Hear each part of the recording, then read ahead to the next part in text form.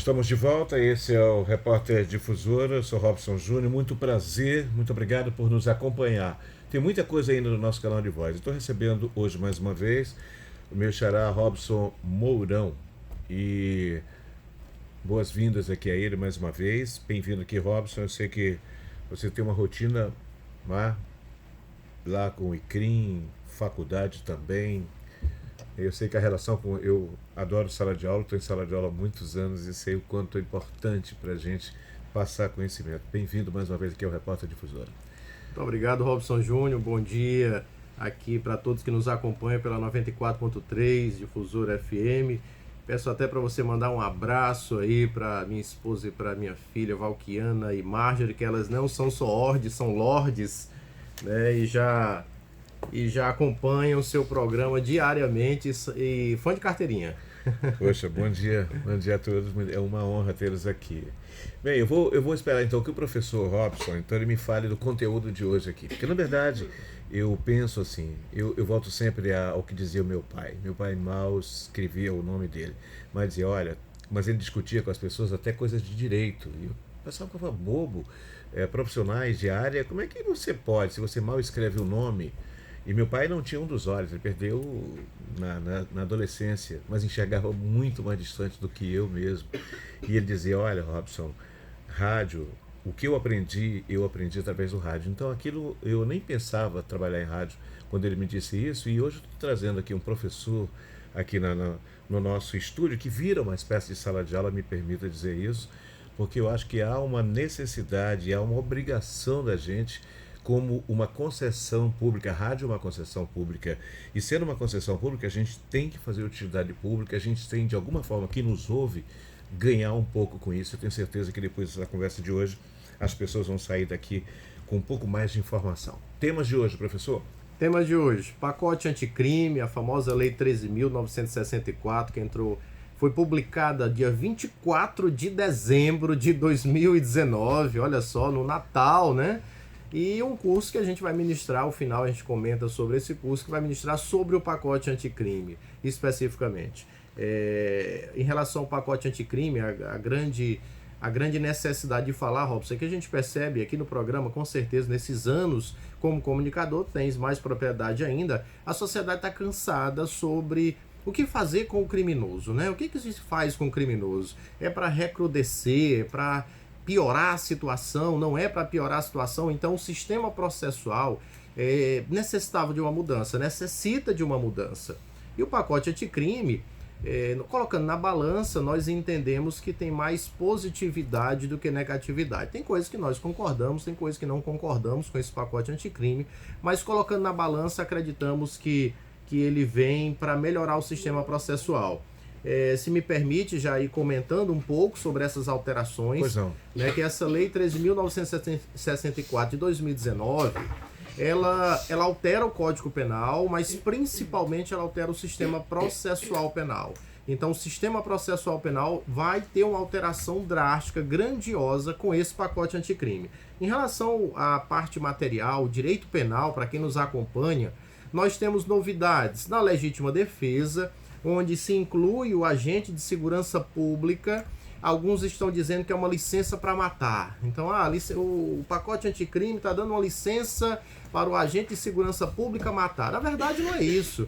Eu já li diversas vezes esse pacote anticrime, não vislumbrei essa licença para matar, mas sim uma discussão que existia sobre aquele agente de segurança pública no exercício do trabalho, usando os meios moderados, se ele, ao inserir-se nessa ação, estaria no estrito cumprimento do dever legal ou na legítima defesa. O pacote anticrime vem e coloca um fim nessa discussão e coloca a legítima defesa. Isso não é licença para matar, pelo fato que ele precisa, segundo o artigo 25, a nova redação do artigo 25 do Código Penal, ele precisa estar utilizando meios moderados. Para ter uma ideia, Robson, no Rio, por exemplo, tem um policial, um suposto criminoso estava com um fuzil na mão. Então ele estava com um fuzil na mão e o policial, ao vislumbrar aquela ação, atirou e matou o criminoso. Esse policial está respondendo criminalmente, não é licença para matar, ele está respondendo criminalmente porque não foi utilizado os meios moderados. Quer dizer, então não é uma licença especificamente para matar, mas aquele que age no meio moderado, isso vai ser analisado, ele estaria adstrito à legítima defesa. Uma outra alteração legislativa é sobre o tempo máximo de cumprimento de pena no Brasil. Então, o tempo máximo de cumprimento de pena no Brasil é de 30 anos, pena privativa de liberdade. Então, quem está nos acompanhando, por exemplo, então um cidadão foi condenado a 100 anos, a 150 anos, ele só vai ficar 30 anos. Com o pacote anticrime, o artigo 75 do Código Penal é alterado, vai para 40 anos. Por que esse aumento, essa alteração? O nosso Código Penal é da década de 40. E na década de 40, o tempo, né, a expectativa de vida era diferente da expectativa de vida hoje em 2020. Então a expectativa de vida de uma pessoa no sistema penitenciário, quando ela entrava com 21 anos no sistema penitenciário na década de 40, estava alicerçada em torno de 30 anos. Você entrava com 20 anos, 21 anos no sistema penitenciário, então dava 50, 51 anos, ela estaria saindo. Isso para aqueles casos extremos que a pena foi superior a 30 anos, ficaria 30 anos. Hoje a expectativa de vida é maior. Então havia uma necessidade de se analisar isso. Então aquele que é condenado a partir do pacote anticrime a uma pena de 40, 50, 100 anos, 150 anos, ele vai ficar agora 40 anos, é o tempo máximo de cumprimento de pena. Aí é lógico que uma parcela da sociedade diz, por que ele não fica os 100 anos? Né? Por que ele não fica os 150 anos? É a pergunta que se faz. Né? O Brasil adotou, com base constitucional, um sistema progressivo, né? Um sistema progressivo de finalidade da pena também. Então a ideia é que progressivamente ele vá se articulando nos regimes. Então ele vai, um exemplo, iniciar no regime fechado, dali ele vai para um regime mais brando, um semi-aberto, depois ele vai para um regime mais brando, aberto, porque, Robson, em algum momento ele vai retornar para o seio social. Então, quando ele retornar para o seio social, nós precisamos ter trabalhado isso para esse retorno dele. Uma das negatividades que eu coloquei no pacote anticrime é não trabalhar especificamente esse ato de ressocialização. Então, tem diversas normas recrudescendo, deixando mais rígida o sistema processual, mas o trabalho com ele para trazê-lo de volta ao seio social você não tem no pacote anticrime, é uma das críticas. Então, por exemplo, o livramento condicional. Livramento condicional, essa possibilidade de ele estar no semiaberto e estar saindo para responder em liberdade. Aqui no pacote anticrime, ele está mais rígido, está mais dificultoso para ele. Essas saídas de final de ano estão mais dificultosas aqui no pacote anticrime. A progressão vai ter que cumprir mais tempo de pena para poder sair de um regime rigoroso e para um regime mais brando. Robson, eu tenho visto muitos críticos a respeito. Você está falando aqui, eu estou lembrando aqui, alguns críticos dizem que permanecer mais tempo na prisão não resolve. Eles falam, inclusive, de que algumas dessas pessoas são presas ainda, digamos, com crimes mais brandos. Lá dentro é como se eles fossem para uma faculdade do crime. Ele está considerando exatamente as facções que hoje estão dentro dos presídios. Qual é o seu ponto de vista em relação a isso? Perfeito. Um dos nossos estudos se dá em criminologia, que é diferente de estudar direito penal, direito processual. A criminologia ela faz um estudo sobre o criminoso, sobre o crime, sobre o controle social e sobre a vítima. É um estudo, digamos assim, mais aberto, é a mente mais aberta de saber entender como funciona exatamente. E, por exemplo, nesse estudo de criminologia, de política social, políticas públicas, nós temos o estudo da tolerância zero, né? A tolerância zero que já foi aplicada em outros lugares e aqui no Brasil, por incrível que pareça, em alguns sistemas estaduais já se aplicou a tolerância zero, em alguns lugares de São Paulo e etc. Já se buscou aplicar a tolerância zero, utilizando a lei de contravenções penais e outras coisas mais. Como é que funciona isso na prática? Como é que funciona? Eu acho que Nova York fez isso, uma experiência há uns anos em Nova York. Exatamente, foi utilizada a tolerância zero. Interessante, Robson, que as pesquisas mostraram, inclusive em Nova York, que a tolerância zero ela é muito cara, ela é muito custosa, ela é muito cara. Então é muito caro você aplicar a tolerância zero. Tem alguns lugares do Brasil que quem viaja bastante já viu que tem alguns lugares de turismo que você chega e não vê pedintes, você não vê pessoas andando à toa, digamos assim, que não sejam turistas, e aí fica se perguntando, aqui não tem crimes, aqui não tem não tem pessoas passando necessidade, o que está acontecendo? Mas às vezes por trás há uma aplicação municipal, estadual de retirar aquelas pessoas daquele local, para dar uma sensação de segurança, né? E aí isso é caro, isso custa caro para o ente estatal realizar. E lá em Nova York foi feita uma pesquisa mostrando os dados financeiros de aplicar tolerância zero, os dados financeiros de aplicar essa sensação de segurança. E perguntaram para a sociedade: você quer continuar? Porque os dados estatísticos mostraram que os crimes não diminuíram, mas deu uma sensação de segurança ao você chegar numa parada de ônibus e não ter alguém deitado no local que é para sentar, e assim sucessivamente. Resultado: 89% da população naquele momento disse sim, vale a pena ter a sensação de segurança. Por mais que no final, depois de meses de aplicação, o resultado final do quantitativo de crimes não diminuiu, mas a sensação de segurança vale a pena. Então, desses estudos, a escola alemã, a escola americana, a escola inglesa da criminologia, ela mostra que realmente é isso que tu falastes, que na verdade existe uma escola de aprendizado do crime dentro do sistema prisional, né? Então, o pacote anticrime, a meu ver, não trabalhou nessa vertente de trabalhar o sistema, o que acontecer com ele lá dentro, mas trabalhou em termos de recrudescer, de dificultar a saída dele, trabalhou de deixar mais tempo lá. Então, eu não percebo, criminologicamente falando, dentro de uma política criminal, no sistema do pacote anticrime, esse trabalho, como ele vai sair. Eu vi uma estatística ontem de alguém do governo falando que uma das ações, eu acho que foi o Moro falando isso, que uma das ações do governo do presidente Bolsonaro foi, por exemplo, levar chefes de facções para áreas específicas do Brasil, deslocados para lá, e isso de alguma forma, são estatísticas de governo, mostra que isso ajudou de alguma forma, mas parece que um conjunto é muito maior, muito mais amplo. Entre aqueles discursos, não, o sujeito está aí na rua porque havia uma época que a gente dizia que não, isso aí é porque é uma sociedade que não tratou direito, ele está matando, roubando por causa disso. Mas o perfil, e você trabalha muito nessa área, o perfil hoje de quem rouba, às vezes você vê um cara que, quando você vai colocar o sujeito para levantar a ficha dele, ele é de classe média, ele usa boas roupas, ele tem um bom carro. Então, essa teoria aí, ela não permanece. É ainda um calcanhar de Aquiles muito grande essa questão da própria modernização desse. O que é necessário? O que está faltando? Fala-se muito, não, mas é porque falta uma ação mais política, você fala muito mais no reserva.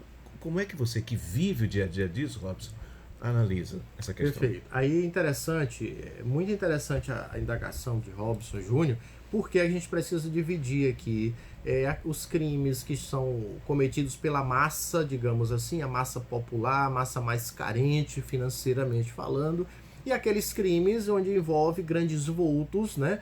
Crimes que não são crimes de bagatela, envolvendo corrupção de valores grandiosos, que é uma articulação mais bem trabalhada e etc, etc. E aí eu vou dividir minha resposta. Para esses crimes, digamos assim, bagatelares, os crimes de pequena monta, não que esteja certo, mas é diferente comparar aquele que furtou um celular, que furtou um pacote de bolacha, para aquele que cometeu uma corrupção de grandes e grandes vultos financeiros, que tem uma estrutura de advogados muito maior para realizar defesas, usar recursos e mais recursos. Bom, o pacote anticrime, ele tem esses trabalhos nessas duas vertentes. Aí vamos para o que a gente entende que foi interessante e o que não foi interessante. É interessante quando você, por exemplo, pelo menos na minha opinião, você recrudesce, você deixa mais dificultoso a progressão, porque tem que cumprir maiores critérios, porque não pode cometer falta grave lá dentro. Se cometer falta grave nos últimos 12 meses, não pode progredir, tem que ter bom comportamento carcerário, atestado pelo diretor do estabelecimento prisional. Então isso acaba forçando certo grau de ressocialização para alguns estudiosos. Aí o que a gente viu que não é muito interessante, o estelionato. O estelionato, por exemplo, é um crime relativamente comum na nossa sociedade. Tem diversos estelionatários. O crime de estelionato, com o pacote anticrime, ele muda o tipo de ação penal. Olha que, desculpa a palavra, ridículo, né, tal possibilidade, porque o crime de estelionato ele era até então de ação penal pública incondicionada. Ainda é porque o pacote anticrime não entrou em vigor, só entra em vigor dia 23 de janeiro de 2020, mas ontem já saiu uma decisão do STF em relação ao juiz das garantias, dando 180 dias da publicação. Mas continuando aqui, o estelionato até então, o crime de ação penal pública incondicionada. Significa que o titular da ação é o Ministério Público e ele não necessita, inclusive, que a vítima represente contra o criminoso. Ou seja, o titular da ação penal pública, o Ministério Público, tendo conhecimento, informação de um crime de estelionato, ele vai imergir-se na ação penal pública diante dos requisitos básicos. Com o pacote anticrime, o crime de estelionato passa a ser de ação penal pública condicionada à representação. Traduzindo, a vítima precisa se manifestar, representar contra o suposto criminoso. Robson, nós temos diversos crimes de estelionato que são muito articulados, cada vez com a inteligência maior. Então vão ter diversas vítimas que não vão levar isso para o ente estatal. E o estelionatário vai continuar nas ruas, vai continuar cometendo os crimes. Estelionatários que criam empresas de fachada, cursos de fachada, né, golpes pelo celular, que é muito comum. E aquela vítima não vai levar tal representação para o ente estatal e o ente estatal não poderá ingressar com ação penal. Porque a regra vai ser para ação penal pública condicionada à representação, precisando da representação da vítima. Isso para mim é um retrocesso. Isso é um retrocesso. Aí, terminando, esses crimes ditos populares. Muitas pessoas, eu fui assaltada e o assaltante, o ladrão, tinha uma faca, tinha uma arma de fogo. Com o que nós temos até então, aquele assalto com arma de fogo e o assalto com arma branca, uma faca, eles eram vistos de forma diferente no sistema processual. Então você tinha uma majoração de pena para aquele que cometia com a arma de fogo e você não tinha para aquele que tinha uma arma branca. Com o pacote anticrime, a pena aumenta de 1/3 até a metade para aquele que vai ocasionar um roubo usando uma arma branca. Que ficou muito comum, inclusive aqui em São Luís, ônibus, muito. Gente com facão, sabe? Exatamente. Então esse ladrão que vai assaltar a massa popular usando uma arma branca, porque não está usando arma de fogo, mas uma faca, vai aumentar a pena dele de 1/3 até a metade pelo pacote anticrime lá no artigo 157. São tantas coisas aqui, daqui a pouquinho eu sei que você vai realizar um curso para isso, para pormenorizar. Por exemplo, como é que você vê, se colocar aqui a audiência de custódia, tem muitos que, logicamente, modernizam o processo, tem questões que podem ser resolvidas ali, com multas e tal, pagamentos de outras formas, que não necessariamente de prisão, até para reduzir a capacidade. Eu já vi juízes mandar soltar toda uma quantidade de pessoas porque não tinha condição de ficar ali, já vi isso. Perfeito. Como é que você vê a audiência de custódia? Perfeito. Olha outra novidade aqui. A novidade é porque nós vamos ter de forma mais fortalecida o sistema penal negocial. Então vamos entender o que é esse negócio de sistema penal negocial. Coisa muito nova. Já existe na Itália, já existe na Europa, 99% da Europa já existe esse sistema penal negocial. No Brasil nós temos na Lei 9.099 de 95 para os crimes de pena máxima até 2 anos. Então é a menor parte, que é a transação penal. Só que agora surge o acordo de não persecução penal. O que é isso? Esse acordo de não persecução penal. Para crimes sem violência, até pena até 4 anos, o Ministério Público ele poderá realizar um acordo de não persecução penal e ali diminuir essa monta de processos criminais do judiciário. Vamos dar um exemplo para ficar mais fácil para quem nos acompanha. Vamos imaginar que o caso real, vou pegar um caso real, um caso de outro estado, mas um caso real que foi aplicado o acordo de não persecução penal, porque até então ele existia por resolução do Conselho Nacional do Ministério Público. Agora vai ser a primeira vez que ele vem para dentro da lei efetivamente. Então, uma senhora do estado de São Paulo, aconteceu que ela tem uma farmácia e entra a moça do caixa, que estava trabalhando no caixa, começou a fazer subtrações do caixa, Então, todo dia ela tirava um montantezinho de dinheiro do caixa, ela trabalhava nessa farmácia, até que a proprietária descobriu. Ela descobriu e aí demitiu a pessoa, ingressou no judiciário, e isso antes de citação, de denúncia, o promotor foi atrás em busca dessa proprietária e disse assim: olha, a senhora já pensou em receber de volta o seu prejuízo? Ela: mas como receber de volta o meu prejuízo?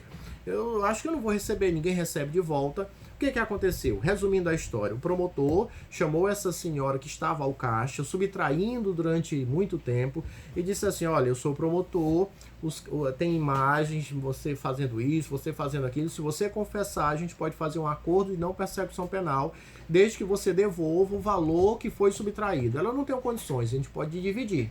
Então você vai dividir esse valor e vai realizar trabalho comunitário. Aceita? Aí eu não denuncio. Aí ela devolveu o dinheiro parcelado, foi parcelado, salvo engano, em 4 vezes. Além disso, realizou o trabalho comunitário e não houve o processo criminal.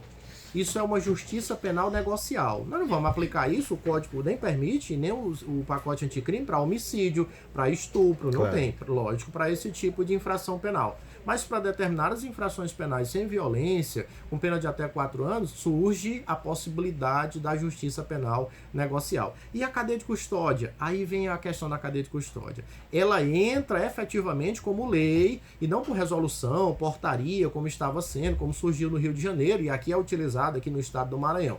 Então ela surge como efetiva lei. Uma coisa que eu fiquei preocupado, Robson: aquele que é preso em flagrante, em até 24 horas, ele tem que ser apresentado ao juiz das garantias para realizar audiência de custódia. Se não tiver o cumprimento dessas 24 horas, a prisão tem que ser relaxada, porque o prazo é de 24 horas para ocorrer a audiência de custódia. Robson, eu não sei se vai ter eficácia, né?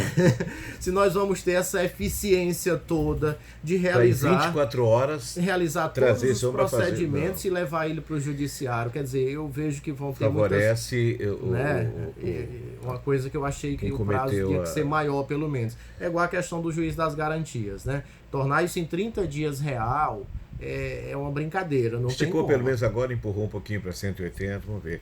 O tempo é muito ingrato comigo aqui. Eu tenho 2 minutos aqui para você me falar. Você vai dar então, vai fazer um treinamento a respeito desse tema, logicamente que a gente aqui fez aqui um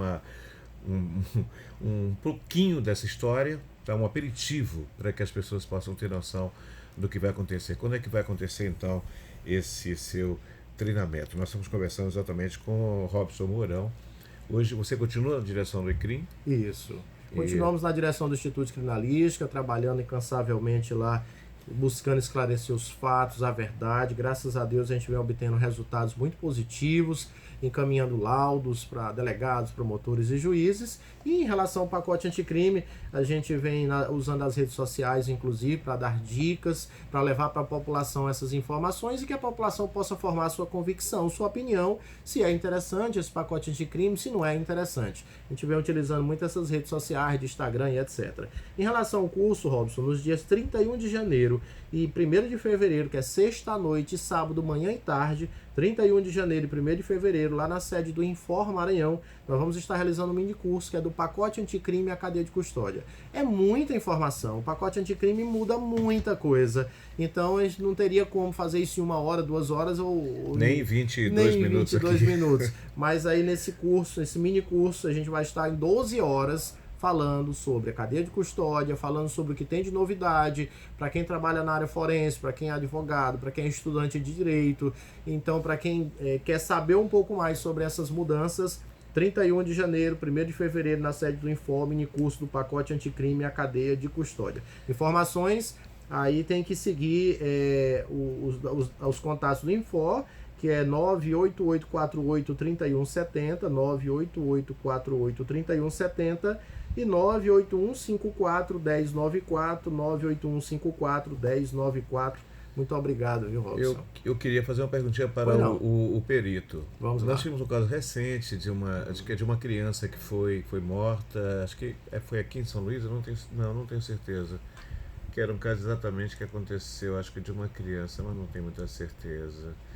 Não, porque a última vez que você veio aqui, inclusive, depois que o programa terminou, advogados pediram, porque houve um procedimento que você falou aqui e isso acabou gerando peça, né, do programa. Mas eu vou deixar para outra oportunidade, Robson, que Robson tem um tempo, então eu achei trazê-lo aqui muito para ser um aperitivo para essa questão que todo mundo fica falando às vezes, mas não de forma balizada, que é exatamente esse pacote que o Moro fez de um jeito, até reclamou, que andaram mexendo muito. Sim. E você está falando aí que tem pontos que merecem críticas realmente. Com certeza. Mais uma vez, muito obrigado por você ter vindo aqui ao programa. Lembrar que esse material ele vai estar disponibilizado já em podcast, essa conversa.